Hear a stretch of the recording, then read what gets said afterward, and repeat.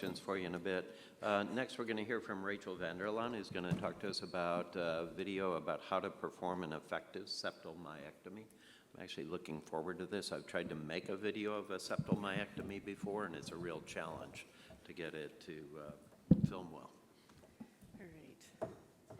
So I'd like to thank the organizers for the opportunity to present. And so I'll just go over a simple video for just an isolated septal myectomy. So our Toronto HOCM program is the largest in Canada. It's under the surgical direction of Tony Ralph Edwards.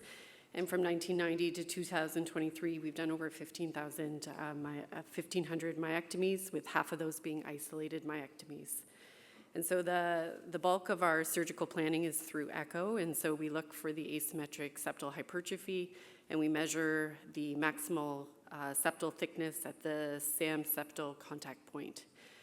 We look at the Doppler to look at the LVOT gradient, and then in 2D we can see the turbulence, we can see the SAM and the resultant late anterior directed, posterior directed mitral regurg. Our setup is aortobicaval. Sometimes you can use a single venous. When you're doing just single adults, we do a transverse aortotomy. Typically, we do this at 0.5 centimeters above the STJ. In adults, we typically don't cross the STJ. Exposure is key, and so we want to attack the distal aorta to allow for proper exposure.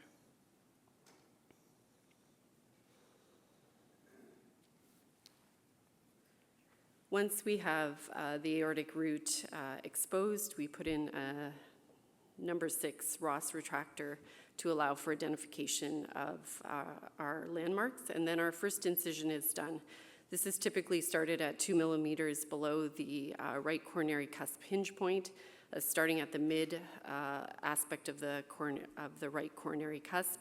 Otherwise, it can be 2 millimeters towards the membranous septum. And then we do a series of 2 millimeter incisions that typically run parallel to the right and the left coronary cusp hinge point. And this essentially allows for us to develop the lateral aspect out to the mitral valve annulus. And it's at this point that you're trying to set the desired resection thickness. So this is based on your preoperative echo. You want to make sure that you are developing it so that it has a wide base. And that you are getting good exposure towards the mitral valve.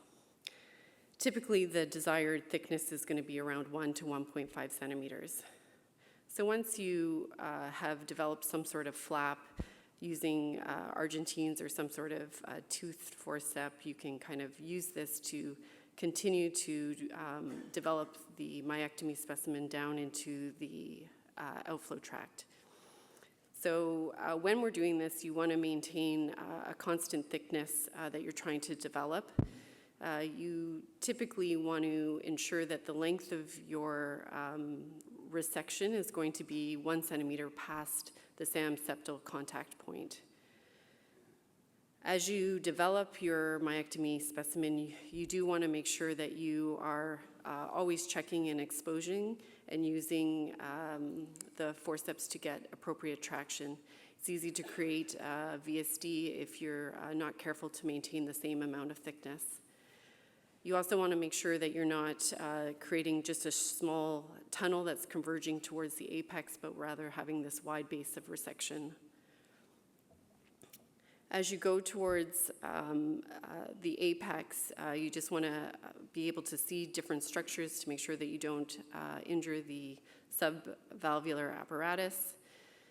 And then as you develop the lateral side, typically you can provide quite a lot of traction.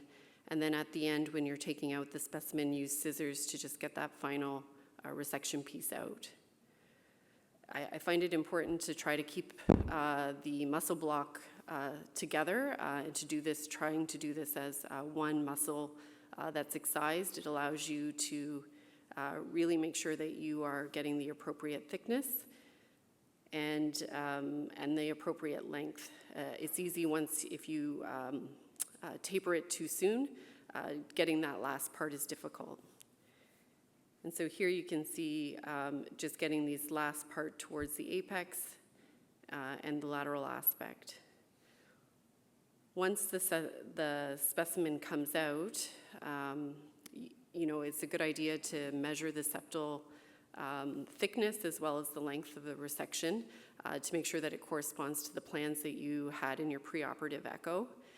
And then another way to check is also to feel inside the ventricle and feel for the actual septal thickness.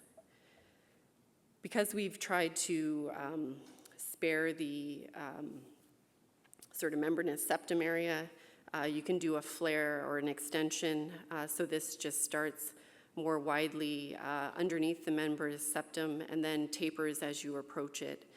So it allows for a nice sort of tapering of the resection so that you don't have just a straight channel going down to the apex.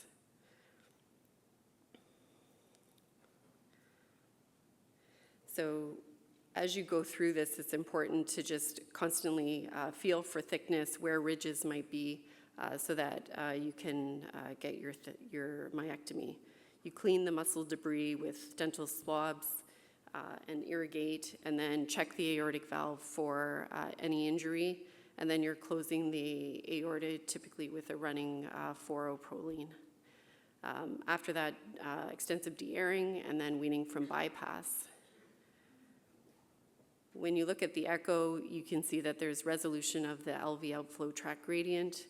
There's no SAM and no resultant MR, mitral regurgitation.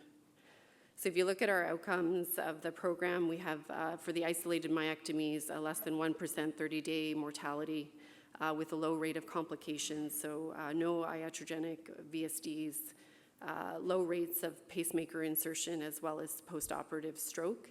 And if we look at contemporary outcomes, looking at discharge echoes, you can see that there's a good resolution to a normal basal septal thickness, as well as a normal LVOT gradient with no significant SAM, with only 5% having moderate to severe mitral regurgitation at the end of the operation. Thank you.